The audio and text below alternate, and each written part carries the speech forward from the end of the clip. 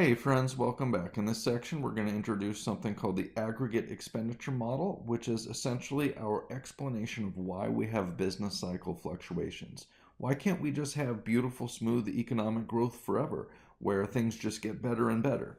Well, the aggregate expenditure model will explain some of that. Before we get too far into it, let's reflect for a brief moment on where we are in this course. We started the truly macroeconomic section of this class by measuring GDP. We continue to measure the overall economy by developing the unemployment and inflation rates. After we learned how to measure the macroeconomy, we started thinking about how it changes. We thought about long run changes, thinking about economic growth, and then developing our economic growth model in the last section. And now we're thinking about short run changes. Why do we have these short run changes? Well, that's what the aggregate expenditure model is about. Now, you can read the definition here. Basically, this model explains these short-run changes in overall output by focusing on the relationship between total spending in the economy and real GDP, which is total output. And so I'll just kind of give you the rundown right now. Okay, here's the short version. There are two groups in our society for the purposes of this model. There are the producers of goods and services. Those are firms. We measure their output by adding up GDP. And then there are the purchasers of those goods and services that are produced by the firms. Those are households, government, and other firms will buy some of that output as well. Now, over the long run, everything that is produced will be purchased, with the exception of maybe some fruit or something that spoils. However, in the short run, there is no guarantee that what is produced will be purchased.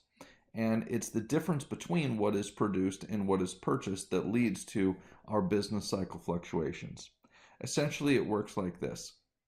The firms really just try to do their best in terms of producing exactly what they think will be purchased, right?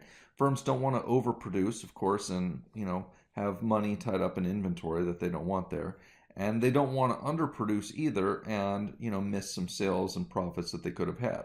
So the firms really just try to get it right and produce exactly what will sell. However, the buyers of goods and services change their behavior sometimes. We are emotional, and we change our purchasing behavior based on changes that we see in the world, or maybe even just perceived changes that don't actually exist. Economists tend to think about these changes that affect buyers as economic shocks. Some shock occurs and it fundamentally changes people's behavior. For example, the stock market crash of 1929 or the housing crash of late 2007. Both of these things had dramatic effects on consumers' well-being. Households saw their wealth fall dramatically, and so they stopped spending as much. And that, friends, is where the trouble lies. Every recession is caused by the same thing, a decline in total spending. There are different reasons for that, like a stock market crash or a housing crash, or maybe oil prices are really high, or maybe we get attacked by terrorists like 9/11, right? There was a recession right after that. All recessions are caused by a decline in total spending. Now, the way this plays out is firms are doing what they do, producing what they think will sell. And then there is a decline in spending for some reason. This makes firms increase their inventories unexpectedly, right? They produced all this stuff, but now for some reason, some of it isn't selling. An unplanned increase in firms' inventory occurs. And the inventory is the stock of finished but unsold goods, right? So a decline in total spending happens. Firms don't sell everything they plan to sell, and there is an unplanned increase in their inventory. Firms notice this and they say, well, we produce too much. We should cut back in the future. And that's what a recession is, a decline in productivity, GDP. And as we produce less stuff, we need fewer people. which is why eventually the unemployment rate will rise also, but usually that lags behind the changes in total spending. So every recession is caused in this way. Total spending falls for some reason. Inventories rise unexpectedly. Firms notice this and they cut back on production in the future. Expansions occur similarly. Firms will produce what they think will sell, and if consumers have some positive shock occur, stock market boom, or something else great happens, the Cold War ends, for example.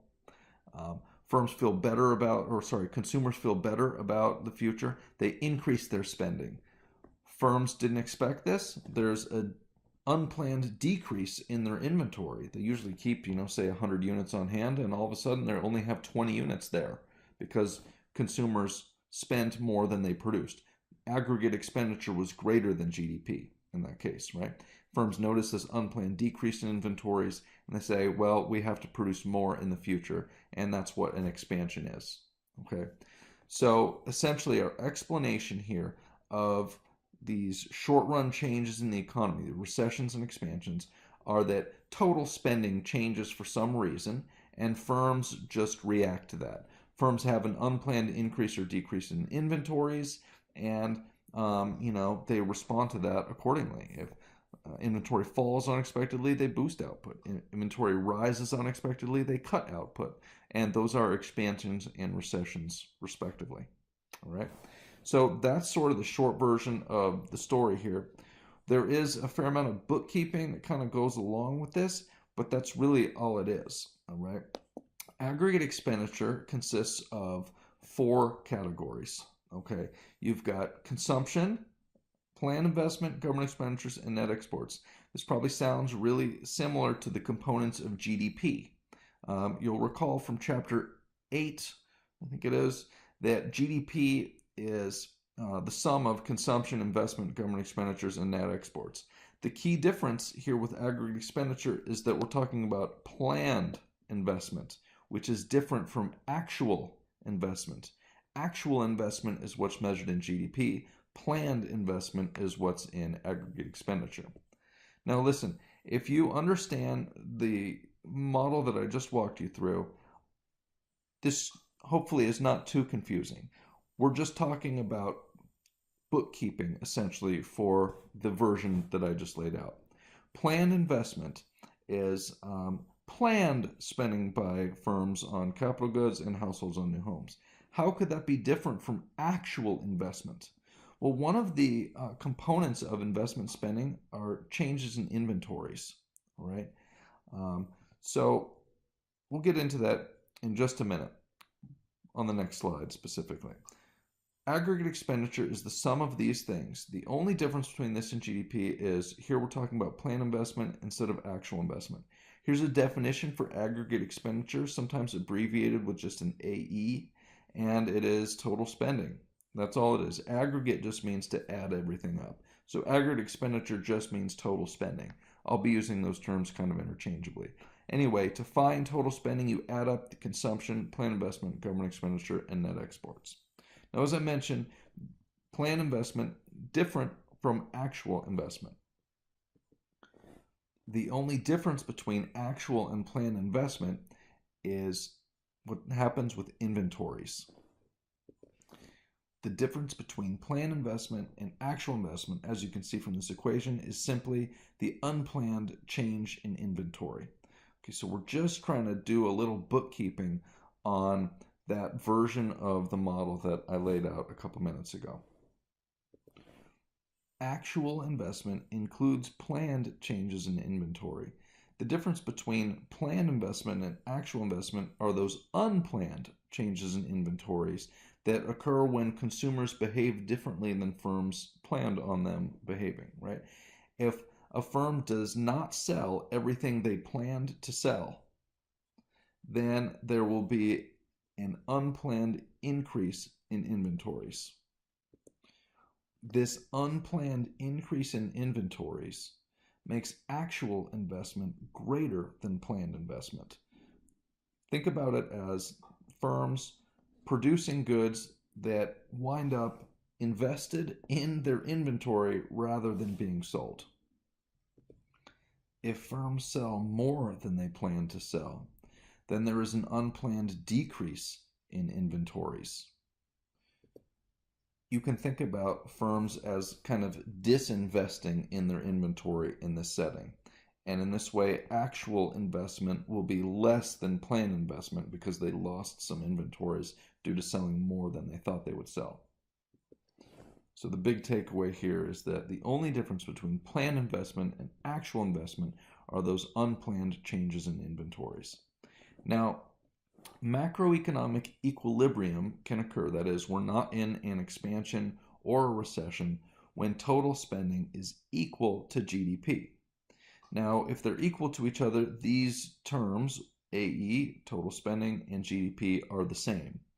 Now, the reality is that we know aggregate expenditure includes planned investment and GDP includes actual investment, right? So I added some little subscripts there. So now we know what the difference between total spending and GDP is in terms of how we account for the unplanned changes in inventories. Let's walk through this one more time to make sure that the bookkeeping squares with the story that we told. Aggregate expenditure represents total spending in the economy. GDP represents total production in the economy. Now, firms just go ahead and try to produce whatever they think will sell, and what causes business cycle fluctuations are when total spending changes unexpectedly. This is the heart of the aggregate expenditure model. It says that there's a relationship between total spending and GDP, and that's what causes the business cycle fluctuations, right? So here is that relationship. Firms just try to produce whatever they think will sell, and consumers buy what they want to buy, right? If for some reason total spending falls, which is always the source of a recession, what happens is firms ended up overproducing. What they saw was an unplanned increase in their inventories, and so actual investment ends up being greater than what they planned to invest because the units that weren't purchased end up in inventories. So in a recession, we end up with bookkeeping that says GDP is greater than total spending, or at least that's what leads to a recession. GDP is greater than total spending, and firms notice, right? They saw that they had an unplanned increase in their inventories, and then they cut back on production in the future, leading GDP to fall.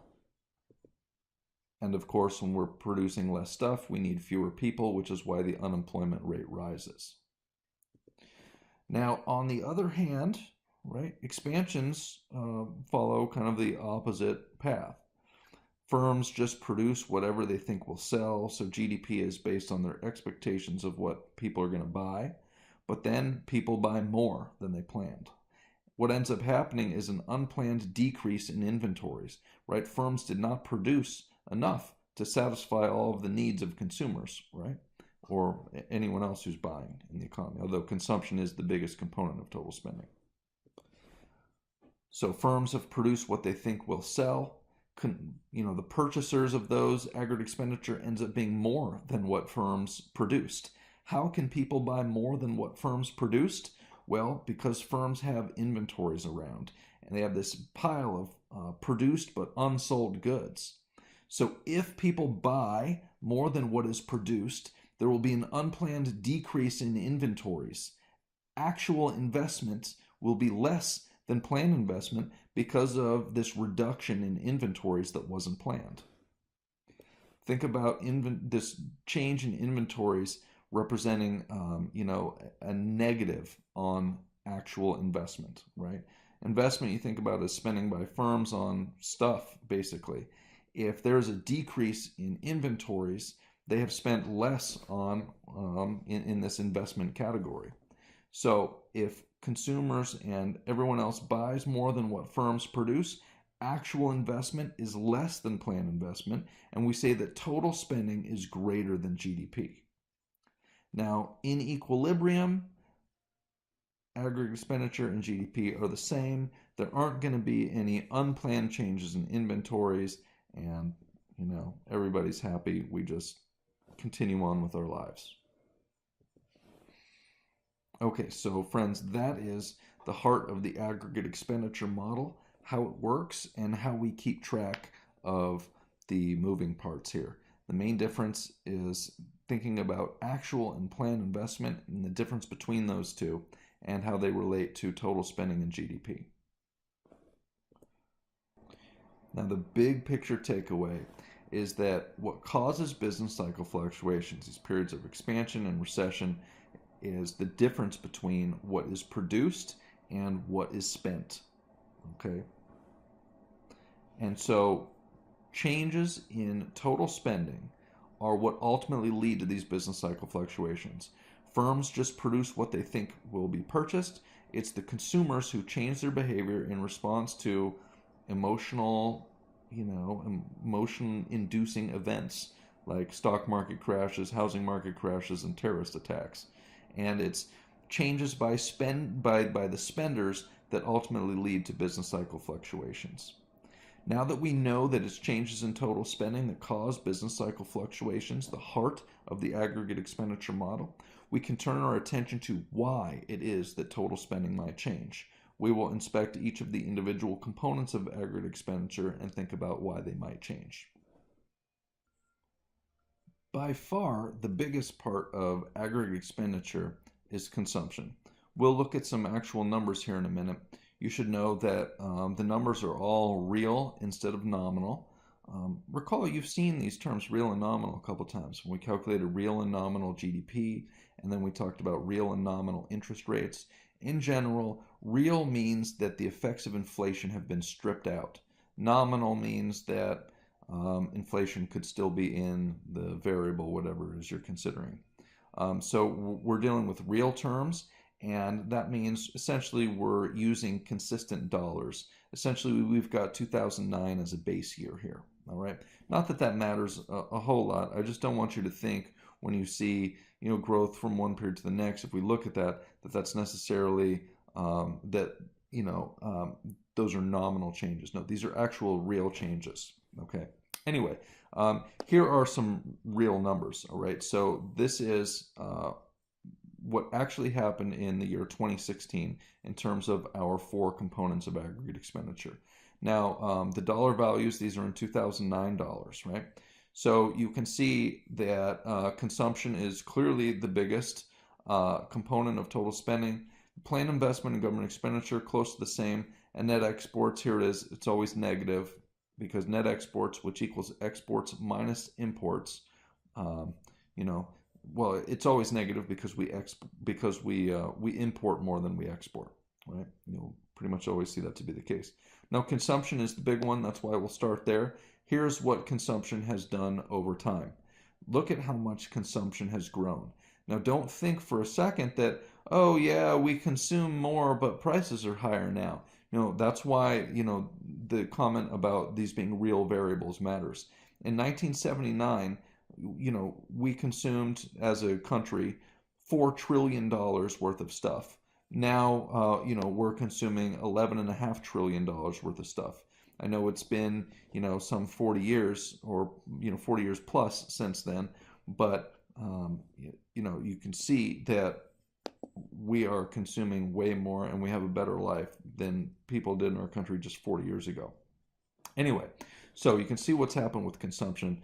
So what affects consumption? These are the 5 things. We'll talk more about these in detail, but current disposable income. This basically just means money that people have available to spend.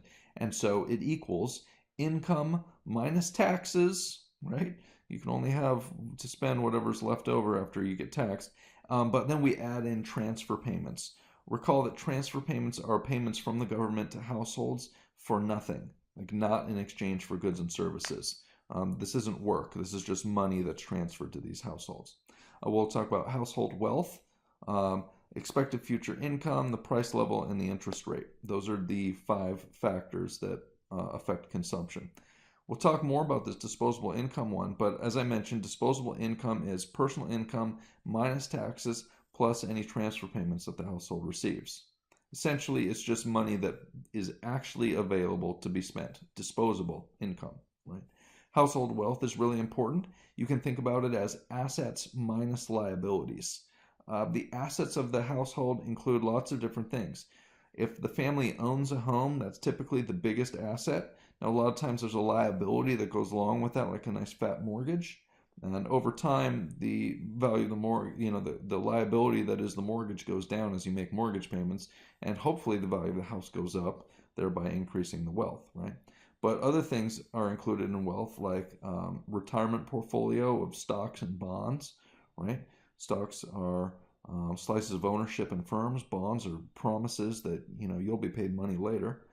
Bank account balances, and there are also lots of other things that could be wealth. Um, you know, cars are certainly assets.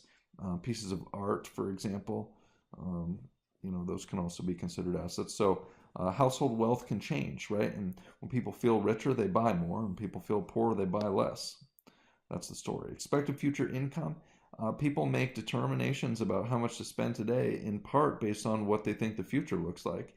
If the future looks bright, it makes more sense to borrow now, and because you'll be able to repay later, and spend today. If the future looks bleak, well, people want to save money instead of spend it because the future looks rough, right? And so expected future income plays a big role in consumption. The price level matters. That's essentially the law of demand. Higher prices result in less spending. No shock there.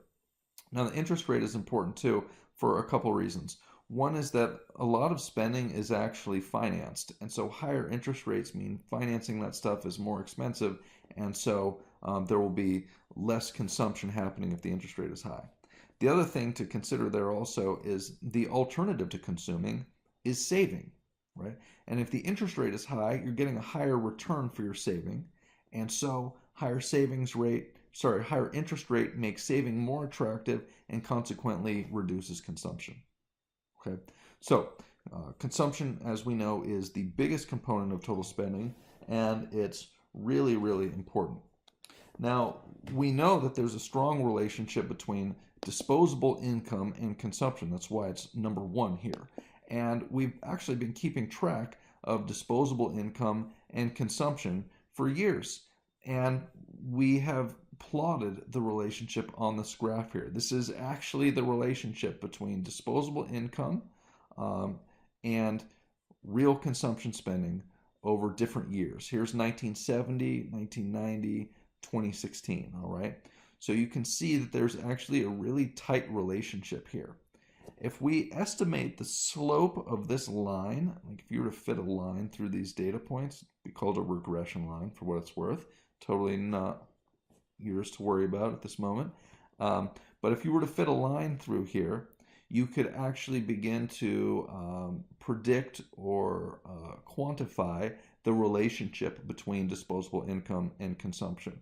This relationship is called a consumption function for what it's worth.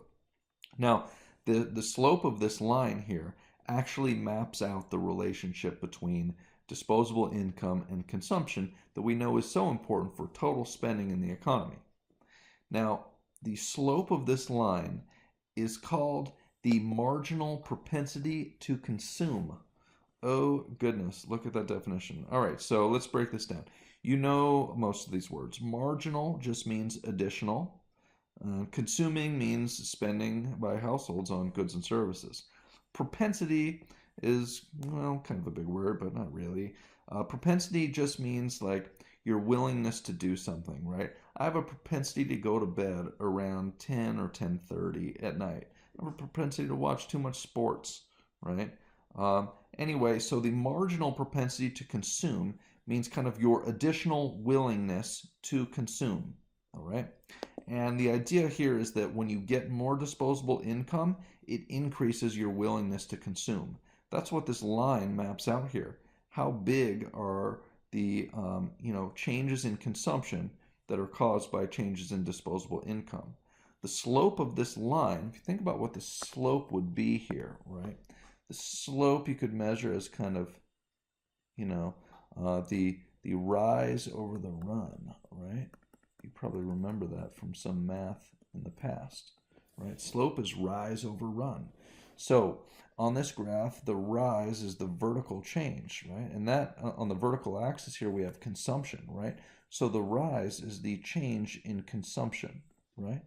The run is the change along the horizontal axis here. And the horizontal axis has disposable income. So it's the change in disposable income that is in the denominator here of the slope. So the slope of this thing is the change in consumption over the change in income, right? That's kind of the relationship we're trying to get at here. How much will consumption change if disposable income changes? We have said up here that it is the number one thing that affects consumption, but how does it affect it, right? That's what the slope of this line tells us. How much will consumption change if disposable income changes? So now that we have some idea of what this relationship is, I will point out to you that that's what's in the marginal propensity to consume, right? It is the amount by which consumption spending changes when disposable income changes, right? So you can think about the MPC, or the marginal propensity to consume, as equal to the change in consumption over the change in disposable income, or in other words, the slope of the consumption function here. Now, if we actually do the math, what we'll see is that, well, from 2015 to 2016, consumption increased by 308 billion, disposable income increased by 324, right?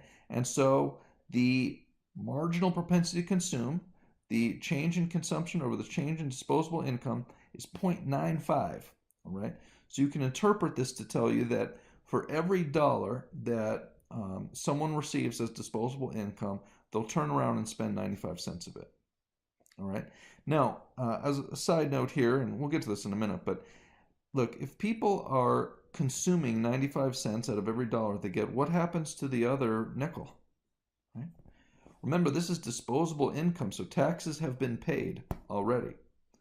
Well, listen, after you get money and you've paid taxes on that money, you only have two choices: consume or save. All right. So if we know 95 cents out of every dollar is consumed, that tells us that 5 cents out of every dollar is saved.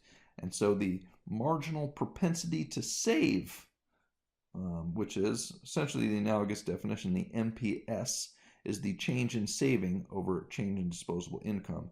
And if we're consuming 95 cents, that means we're saving 5 cents. So the MPS would be 0.05 in this case. All right, so I'll be a little bit more formal about that in a minute, but that's kind of a brief run through here. Now, the MPC will be much more important for our purposes than the MPS, but and what we can do with the MPC is predict a change in consumption based on a given change in income, right? So say that disposable income rises by $10 billion. We can multiply $10 billion by 0.95 to predict that there will be a $9.5 billion change in consumption, all right? So this is something you could do with the marginal propensity to consume, and we will use that in the near future, friends. Okay, so now to that note about marginal propensity to consume, marginal propensity to save, here it is a little bit more formally. National income, think about this as total income that is out there, right? That workers earn, or that people who aren't working earn, right? This is all income in society. Call it variable Y. And what happens with all this income? Well, you can either consume the income, or you can save it, or you can pay taxes with it, right? Those are your choices, all right? And so you have that total income is equal to consumption plus savings plus what we pay in taxes. And so the change in total income will be, of course, the change of the components of total income. And that's what this triangle represents. Triangle means change because it's the Greek letter delta. Think about what a delta is. It's when freshwater river empties into an ocean, and it forms a little delta, a triangle here. You'll see it. Look at the Nile River Delta or any other big river system emptying into the ocean. Mississippi River Delta, right? Well, the Greeks saw this as a significant change, fresh water to salt water. They noticed this shape the delta makes, and that's how delta came to be, the Greek letter representing change. Anyway, totally not related to this course, but maybe I'll get a Jeopardy question right because of that. So anyway, the total change in income must be the change of the components. And if we assume that net taxes don't change, just to make things easier, you can see that the change in income, disposable income, because taxes are now out of the picture, are equal to the change in consumption and the change in saving. All right, and so we recognize the change in consumption over change in income as equal to the marginal propensity to consume. Right. So sorry, let me back up real quick. What we've done here, when we had this, the change in income equals the change in consumption plus the change in saving, we divided through by the change in y. We just divided all the terms by delta y. You can do that because you have an equal sign here. And the equation remains true if you do the same thing to the left side and to the right side. So we divide everything by the change in y, and we get this thing here, change in consumption over change in income, which we recognize as the marginal propensity to consume. And then what we have left here is the change in saving over change in y. Now, of course, on the left, change in y over change in y, this equals 1. And so we get this. 1 equals the marginal propensity to consume, change in consumption over change in income, plus the MPS, as I mentioned earlier, the marginal propensity to save, change in saving over change in income. And basically, this should make sense to us because, of course, if you're not consuming and you've already paid taxes, the only other option is to save. So 100% of money will be either consumed or saved if this is disposable income and we've already accounted for taxation. All right, so hope that makes some sense to you. Again, marginal propensity saving, not a huge deal for our purposes, but you should know about it. The marginal propensity to consume will come back in the very near future. All right, so we know that total spending in our society is the is the sum of consumption, investment, government expenditure, and net exports. We've just handled all these different things that affect consumption.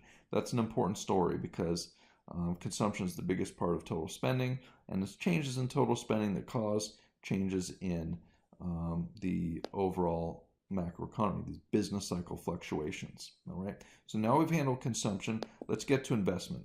Here's how investment has changed basically since 1979. You can see that there are considerable fluctuations here. So what causes these changes in total spending, in investment? Well, remember, these are firms that are spending money on new factories, new office buildings, machines, any planned changes in inventory, stuff like that. And of course, you've got the spending by households on new homes in the investment category. So what affects that? Well, the interest rate is one significant factor that affects that, right? Firms borrow a lot of money to pay for new factories and new office buildings. And also, the interest rate has a dramatic effect on housing purchases, right? So the interest rate plays a really significant influence on investment. I'm highlighting that first because this is something that we can try to manipulate.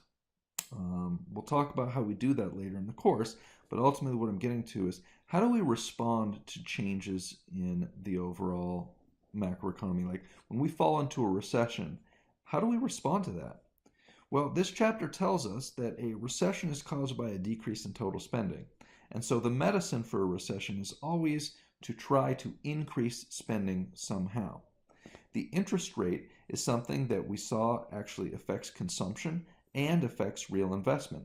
And that amounts to something like 85% of total spending in the economy. And so one of the key things that we do to try to get out of a recession is push interest rates down to stimulate investment and consumption. There are other things that we do, and we'll talk about them later. But anyway, the interest rate is a really important, factor that affects investment and consumption. But probably a bigger factor that affects investment is expectations of future profitability. Most investment spending is actually done by, firms rather than households spending on new homes, right? So this is almost totally controlled by, or mostly controlled, I should say, by firms and what they're spending on their stuff, right? New office buildings, machines, etc. So expectations of future profitability are going to be really important. If firms think the future looks bright, they want to invest today to try to capture those future profits. But if the future looks bleak, well, they need to save money to get through those tough times, so they'll cut back on investment. Taxes and cash flow also matter. The more cash flow a business has, the easier it is to invest. And the higher taxes a firm pays, the lower profits they get to keep, so the less investment they will do. All right. Now, let's have a look at some of these in greater detail here. Expectations of future profitability, really important. I think that's pretty straightforward. The more profitable the future looks, the more, investing today makes sense. The interest rate plays a big role here because so much of investment spending is financed. And with lower interest rates, it makes more projects profitable. And so lower interest rates result in more investment spending. And of course, the opposite is true. And we know that taxes in general restrict all economic activity. And so more taxation means, less money is available for investment, and also future tax and future profits won't be as high because more of that money is taxed. All right. And then you've got the cash flow. It's the difference between cash revenues received by a firm and the cash spending by a firm. And essentially that money is freed up, and that money that's freed up basically is available to be spent on investments to try to increase profits in the future. So cash flow is really important. All right, so now that's really all I want to say about investment. So we've handled consumption, investment. Here is basically what has happened with government purchases over time. In general, government spending rises. Remember that these are real dollars, so it's not like, oh yeah, we're spending more, but things cost more. No, we have accounted for that, right? I just want to remind you of that. This is government purchases, and notice that we don't include transfer payments here. Transfer payments are part of consumption, basically.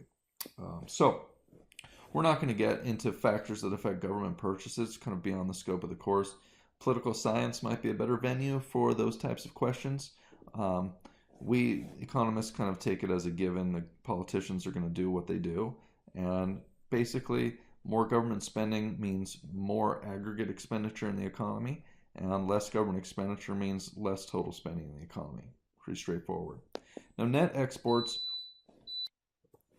we saw is negative, and you can look at this chart here. Yes, it lives down here in the negative territory, right? We did have positive net exports at one point in the early 80s, but since then we have never had positive net exports. We always import more than we export, basically.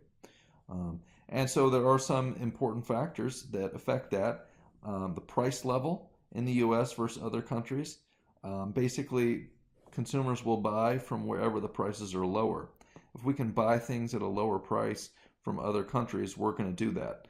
And in other countries, people are willing to work for a lot less than people in the United States are willing to work for.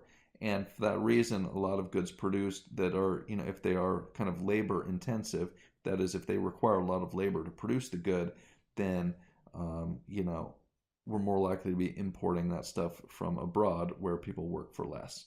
Right? The growth rate in the U.S. versus other countries matters.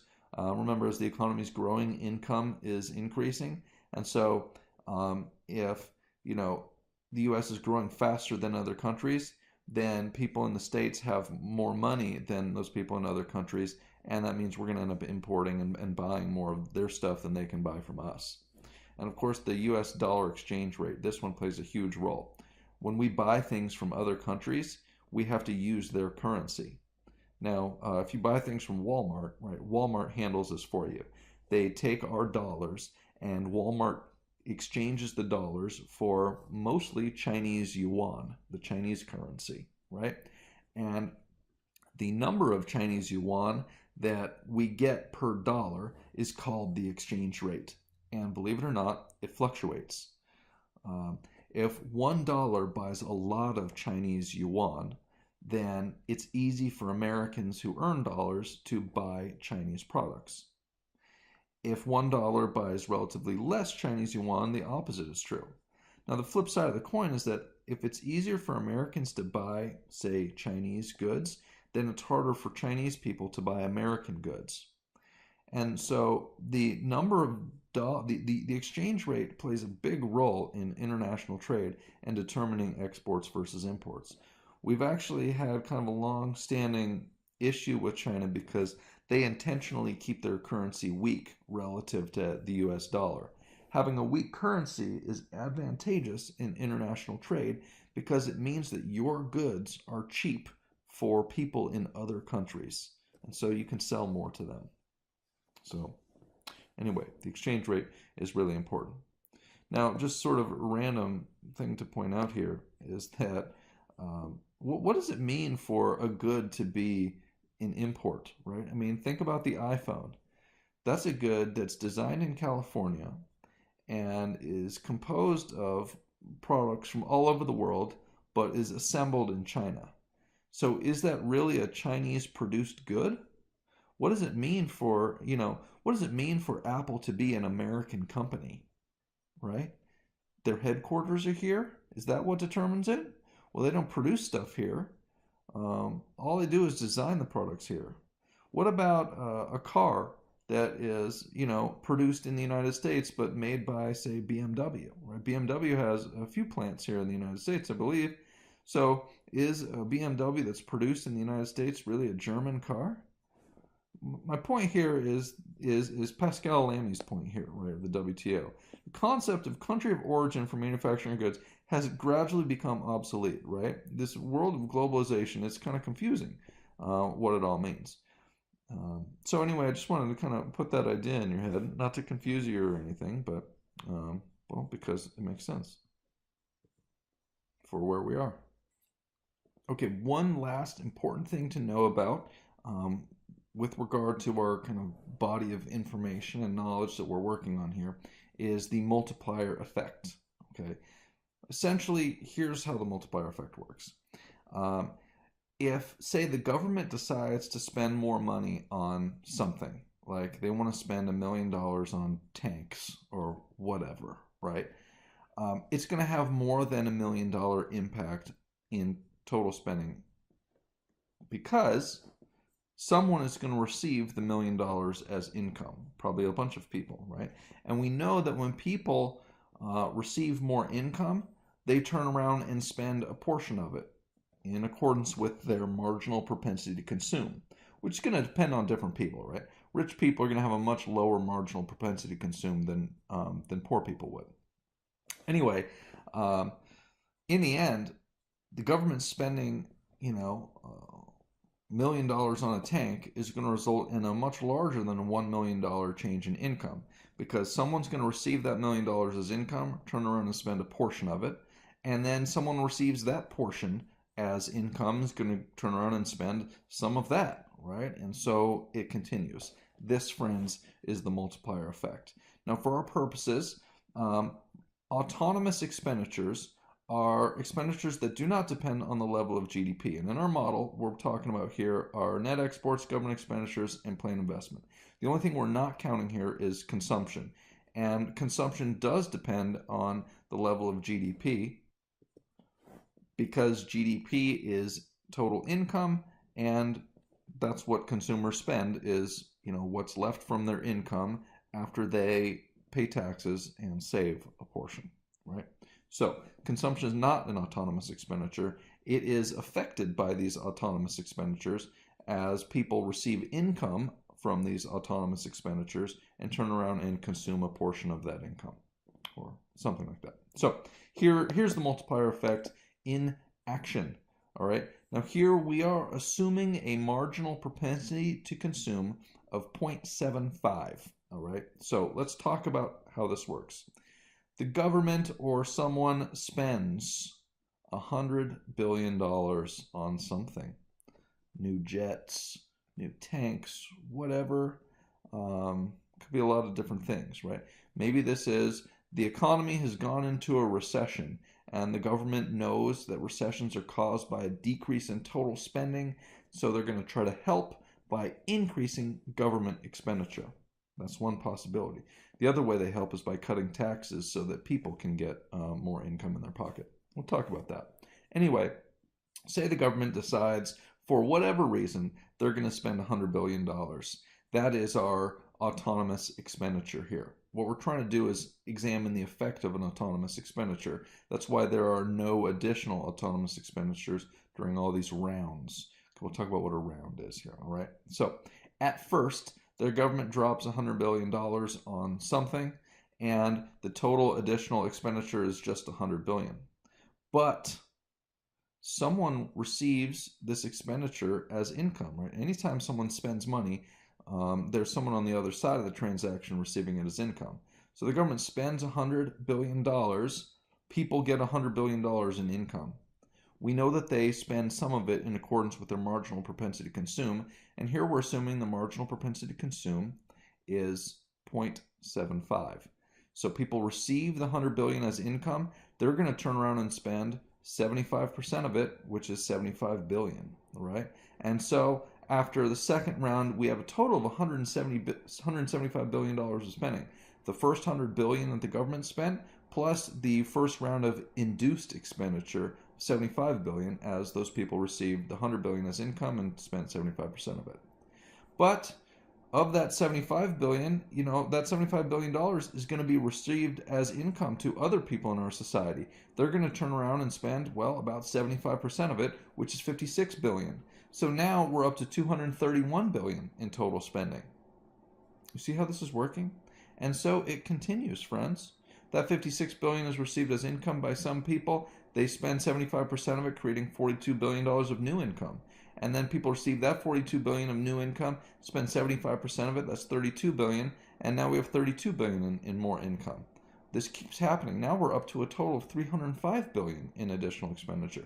This keeps happening round after round until we're finally out here at round infinity, where there is no additional expenditure, and we've racked up a total of $400 billion of additional expenditure. Right? So the multiplier effect is basically this observation that, hey, we only spent $100 billion initially, but it created $400 billion in total spending. The additional autonomous expenditure was multiplied, hence the term multiplier, by 4 to get to the $400 billion. All right, so what we're talking about here, the multiplier effect, when real GDP increases by more than the change in autonomous expenditure. You can calculate the value of the multiplier, which I just did kind of in my head, by noting that you had $400 billion was the total effect in the end as a result of a $100 billion additional autonomous expenditure. So the multiplier was 4 here. It is, according to this definition, equal to the real GDP divided by the change in autonomous expenditure. So, sorry, the change in equilibrium GDP. So we have the change in GDP over the change in autonomous expenditure, right? And we saw that as a result of this $100 billion change here, we had a $400 billion change in additional expenditure, which becomes GDP, right? So we had 400, oops, sorry, pen. We had 400 billion change in GDP resulting from a 100 billion change in autonomous expenditure, and this equals 4. This is the value of the multiplier, all right? Now here is a slide that shows that in prettier terms, right?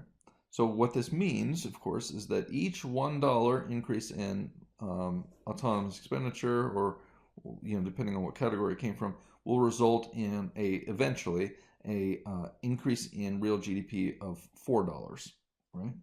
Now, this unfortunately works in reverse also. During the Great Depression, we saw this. When real GDP falls, people have less income, so they cut back on spending.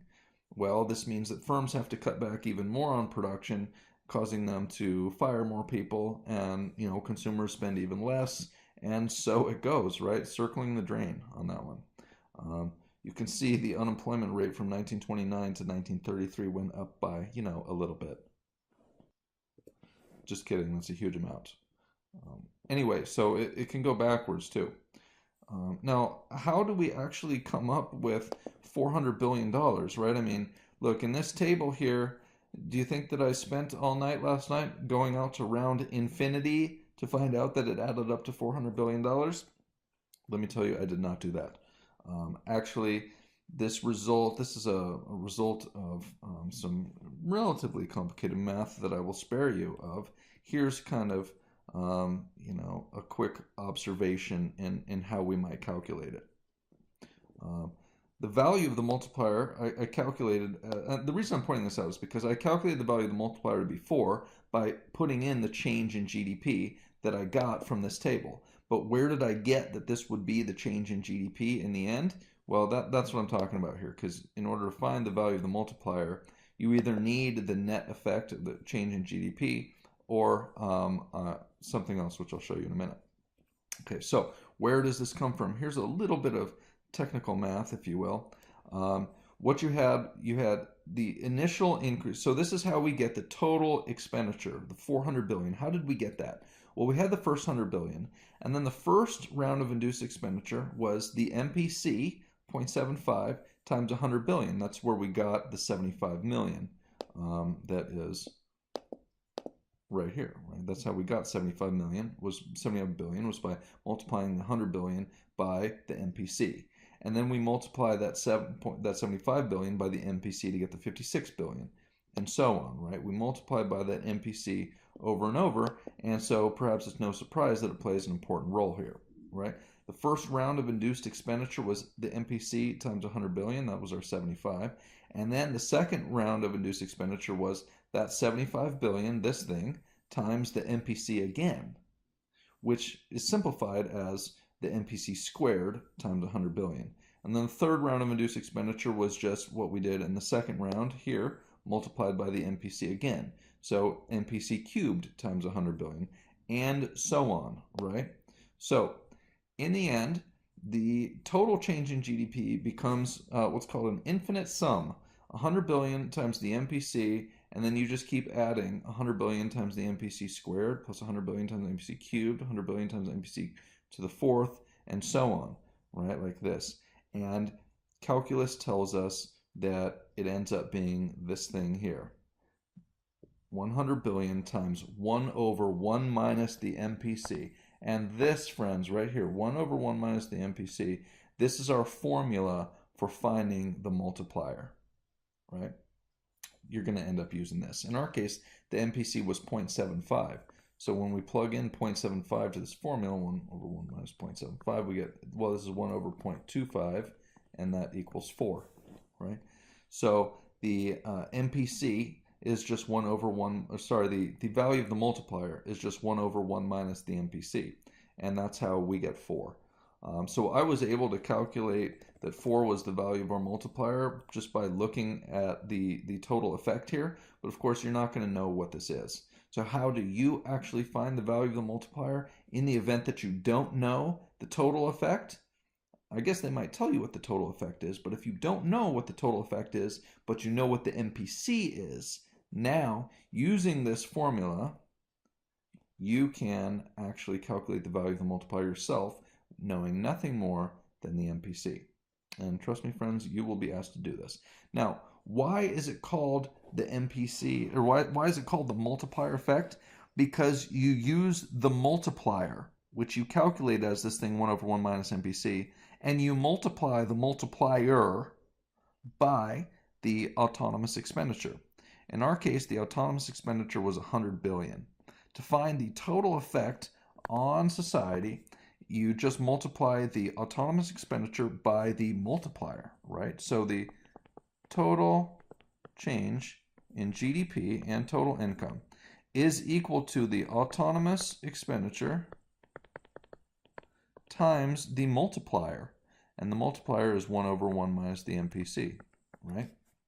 So we knew in our case that the autonomous expenditure was $100 billion. This thing times 1 over 1 minus the MPC of 0.75 gives us 400 billion. That's how we know the total change in GDP. from just knowing nothing more than the original autonomous expenditure and the MPC. You're definitely going to be asked how to do that, so you should make sure you're comfortable with that. If you have any questions, shoot me an email. All right.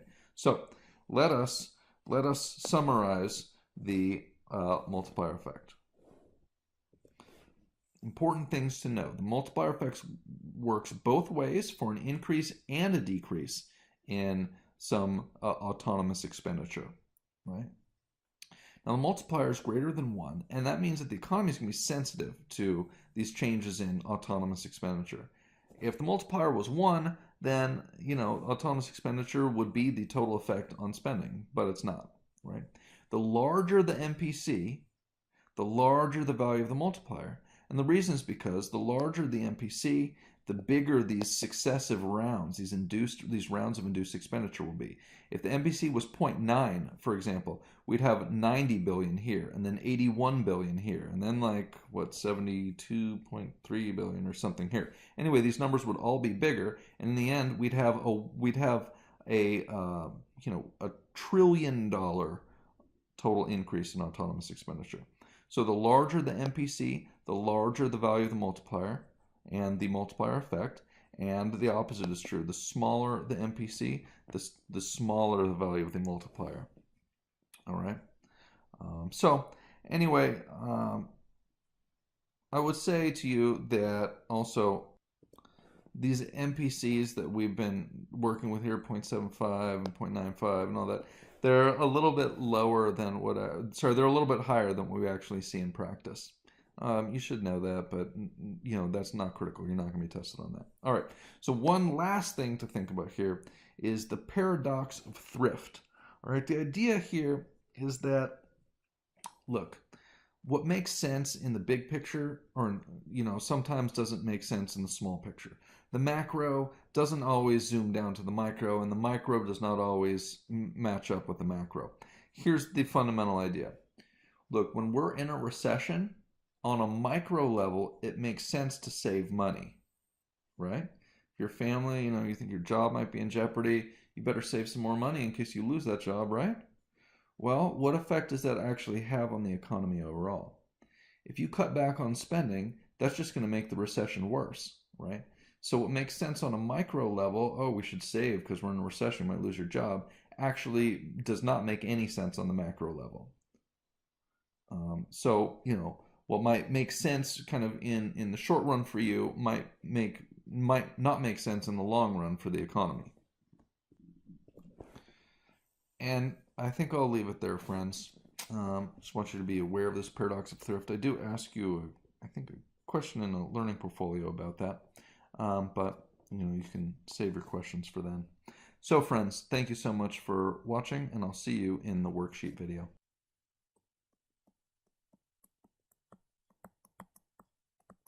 A Kearns production. All rights reserved.